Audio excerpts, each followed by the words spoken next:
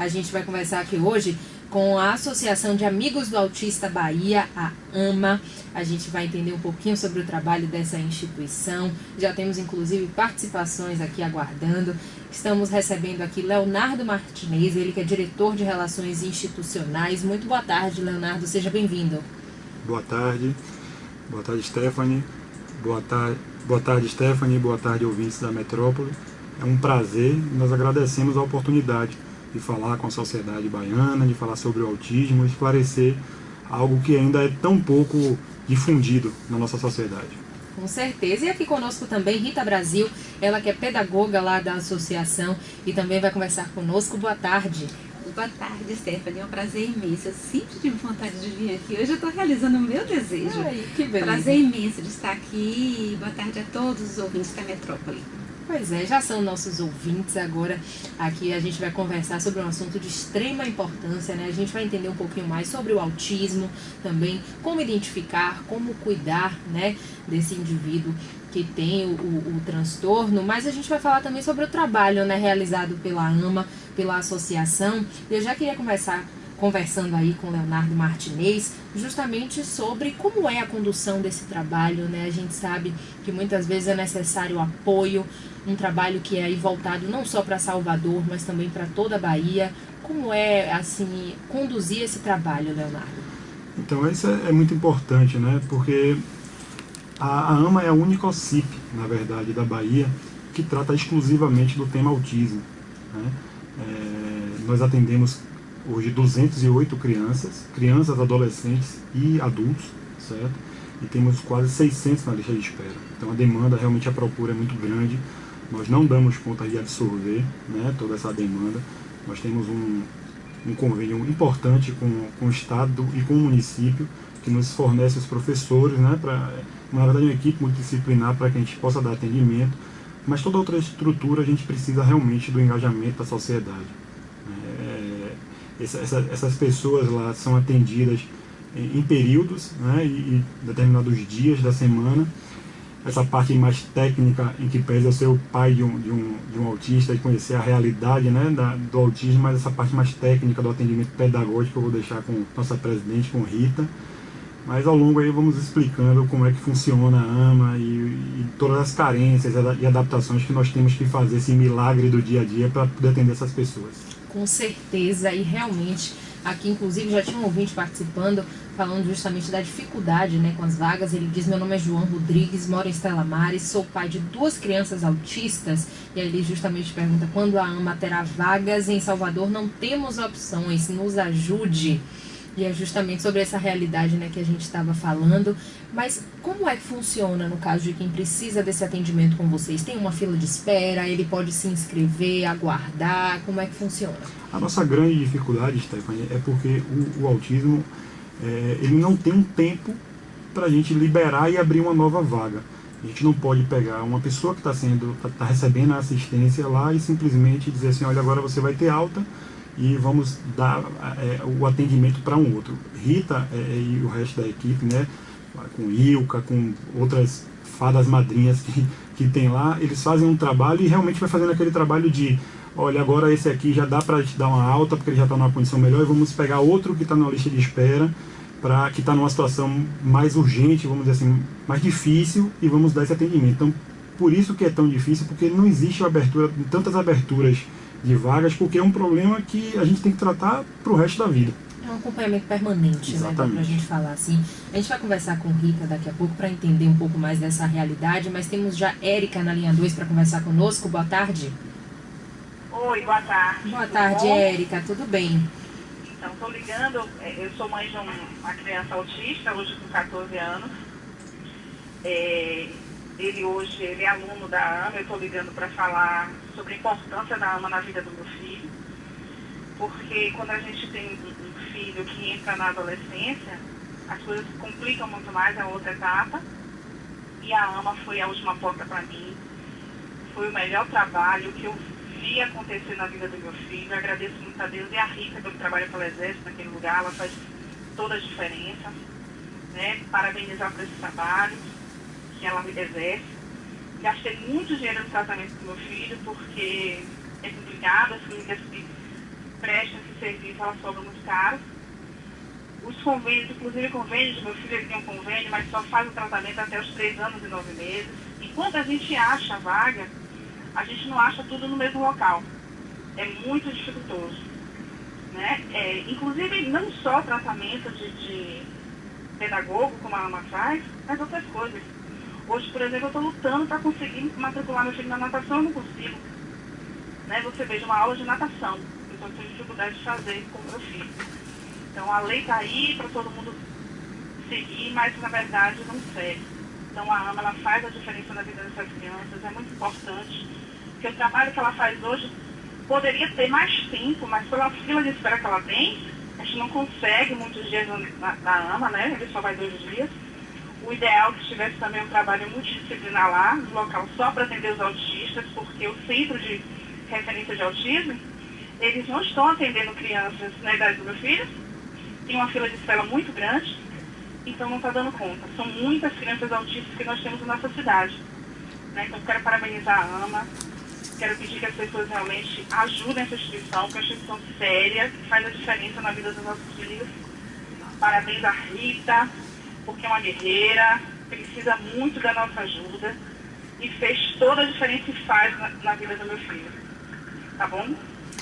Ô, Érica, obrigada pela sua participação, pelo seu depoimento, e ela conseguiu aí abarcar diversas vertentes, né, do que engloba esse cenário. A gente vai conversar sobre todas elas, mas é importante a gente destacar aqui alguns dados, inclusive, ela falou do número, né, de crianças, especificamente autistas em Salvador, mas a gente tem um número de mais de 100 mil pessoas autistas em toda a Bahia, né, e a gente sabe que a AMA presta assistência, né, não só aqui em Salvador, mas também aí para outros municípios, né, do estado. E já falamos aqui dessa questão da dificuldade. Aqui eu inclusive estou com material, então você que está nos ouvindo, o que quer ajudar a AMA, pode ser um doador, então acesse o site ama-ba.org.br. Lá a pessoa consegue acessar, saber como faz uma doação, Leonardo? Então, Stephanie, essa pergunta é importantíssima, porque a AMA, em que pese, vai fazer 15 anos agora em março, mas a AMA tem uma situação realmente muito difícil. E agora exatamente nesse momento que a gente está conseguindo reunir um número maior de pessoas. E o nosso site, por exemplo, ele está em construção, certo? Então hoje, se a pessoa entra, ela só pode... Tem uma mensagem de que o site está em construção, ela só consegue fazer uma doação esporádica, mas até o final da próxima semana, o pessoal da Inove está trabalhando duro aí para conseguir botar esse site no ar, e aí a gente vai poder ter doadores oficiais, doadores frequentes, conhecer melhor o trabalho da AMA, para poder realmente captar esses recursos e reverter isso na continuidade de um atendimento de qualidade. Perfeito. Vamos conversar agora, né, com Rita Brasil, ela que é pedagoga lá da AMA, né, e a gente já ouviu aí o depoimento de Érica falando desse trabalho que ela exerce lá. Antes da gente entrar um pouco, né, dos aspectos, né, de como é o acompanhamento de vocês, as pessoas com autismo, principalmente, lá vocês atendem basicamente crianças e adolescentes, tem uma faixa etária específica, como é que funciona? Stephanie, nós atendemos de 2 a 33 anos de idade, nós não temos idade limite, né, mas abarcamos toda essa clientela, né, de 2 a 33 anos. Perfeito. Vamos explicar um pouquinho para o nosso ouvinte, né, porque quem realmente não convive com essa realidade, às vezes não consegue entender esse cenário, né, de como conduzir, né, um indivíduo com autismo, seja ele em qualquer dessas faixas etárias que a gente falou. Então vamos explicar exatamente o que é o autismo, né, como é que ele acontece e principalmente, como a gente pontuou, da questão da necessidade de um acompanhamento contínuo, se é uma condição realmente permanente. Então muitas vezes isso vai ser identificado, né, ainda bebê ou na infância, e ele vai levar essa condição para a vida inteira e vai ter que ser, né, acompanhado. Como é que funciona, basicamente? Na verdade, o autismo é um transtorno no desenvolvimento, né? O que torna difícil é porque a gente não tem um dado que marque a condição do autismo, né? A gente observa que o autismo não é dado diagnóstico nem a nível laboratorial, nem por imagem. É uma história clínica, né, desde o período gestacional daquela criança até 3 anos de idade. Essa criança é acompanhada, o que difere quando a criança nasce com marquinhas. O que são marquinhas que a gente chama? A criança que nasce com síndrome de Down, com microcefalia, ela traz algumas características que facilitam o diagnóstico. O que é diferente para a criança autista, é que ela não vem com algo que determine, né, essa condição. E aí começa a busca da família, onde começa a aparecer os primeiros sintomas, né, que é apoiado, na verdade, em uma díade, né, na dificuldade de interação social, né, e na dificuldade de algumas condutas comportamentais que aparecem, né. Quando a gente fala no social, é que a criança com 3 meses, 2 meses, 3 meses de idade, começa o sorriso para a mãe, né, que é quem mais fica com ela, e aí começa o olhar, começa as trocas, começa o toque, né, do corpinho da mãe, e isso não acontece da forma como deveria acontecer. Eu, né, tenho 33 anos na área de educação especial, 24 com meu filho, né, e assim, eu sou muito observadora. O meu filho mesmo já veio da UTI neonatal com o transtorno. Ele não tinha foco de olhar, então já tinha algo que já demarcava alguma coisa para chamar a atenção, tanto dos pediatras como nós também da família, né? Então, eu estando na área facilitava, mas quem não está na área é muito complicado. Né? Para identificar esses sinais, Exato. nesse momento inicial principalmente, acaba se tornando um pouco complicado para a família, né? Para a família, né? E aí pronto, a criança procura a primeira porta que ela bate ao pediatra. Assim, hoje a gente tem hoje um documento que o pediatra hoje tem que estar um pouco mais atento a essa situação, e hoje a gente tem crianças mais diagnosticadas bem mais cedo do que no passado, né? Meu filho mesmo diagnóstico com 6 anos de idade. E isso fica muito mais difícil para o tratamento, porque para mim é crucial, de 0 a 3 anos de idade, essa criança já entrar em um processo, né, de uma equipe multidisciplinar trabalhando com ela. Né? Uma intervenção precoce, né? Exato. Porque isso ajuda no desenvolvimento, isso, né, dessa criança. Claro, né? Então, a mãe atenta, né, um profissional atento, um pediatra atento, vai observar não só a questão do social, como aquela criança, ela não vai muito para o colo do outro, né? É uma criança que começa a fugir um pouco do contato social com outras crianças, né? É uma criança que tem dificuldade de vínculo, ela quer ficar apenas em um colo só, é uma criança que chega no ambiente e começa a chorar. A gente já tem uma criança com pequenos transtornos, e esse vai ampliando no processo de desenvolvimento dele. Acontece que também tem algumas crianças que nascem com padrão de desenvolvimento normal, e quando chega a 2 anos de idade, a 2 anos e meio de idade, esses sintomas começam a ficar mais intensos. Hoje mesmo eu tive uma mãe do interior que colocou pra mim: olha, Rita, ele não tinha nada. Eu falei: mãe, vamos buscar mais um pouquinho de informação. Aí a gente consegue, né, que ela fala assim: poxa, ele ficava segurando o tempo todo um objeto. Não é normal uma criança segurar um objeto o tempo inteiro e se tirar, chora. Então já tem alguns mecanismos já disparados aí que facilita essa condição, né? Então, assim, o que a gente coloca é que de 0 a 3 anos de idade é importantíssimo, gente, importantíssimo o diagnóstico precoce. Não que observar esses comportamentos, né, da criança. Exato. Seria o ponto fundamental. Exato, com certeza. Porque, assim, mesmo que a criança não tenha diagnóstico, mas que ela já entre em um tratamento, já facilita. Porque o prognóstico dessa criança que é observada muito cedo facilita bastante para que futuramente ela possa ter um processo de inclusão, estar bem dentro do processo social e outras coisas mais, né?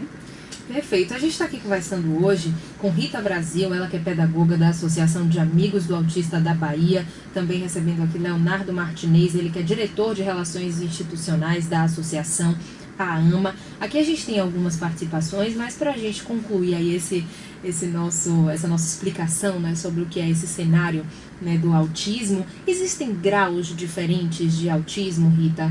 Como é que vocês conseguem separar essas questões? Existem desde o mais leve, né, que a gente chama de Asperger, né, ou autista de alto funcionamento, ou aquele autismo onde vem associado outro transtorno, como a deficiência intelectual, a síndrome de Down, ou outros transtornos associados. Mas por exemplo, nós temos 208 autistas na AMA. É muito difícil uma criança que tem apenas o autismo, né? São crianças que têm o autismo associado a outros transtornos, outras comorbidades associadas. E isso fica mais difícil o quadro, o atendimento. Mas existe um espectro, por isso que fala o nome, né? Você não sabe, né? Tem graus de autismo diferenciados, né? E aí deve ser bem complicado você conseguir diagnosticar e encaixar, né, certinho nesse grau e para fazer um tratamento adequado, né? A gente vai continuar entendendo mais sobre esse assunto, conversando aqui sobre o autismo. Temos participações ouvintes aqui, mas temos informações do trânsito.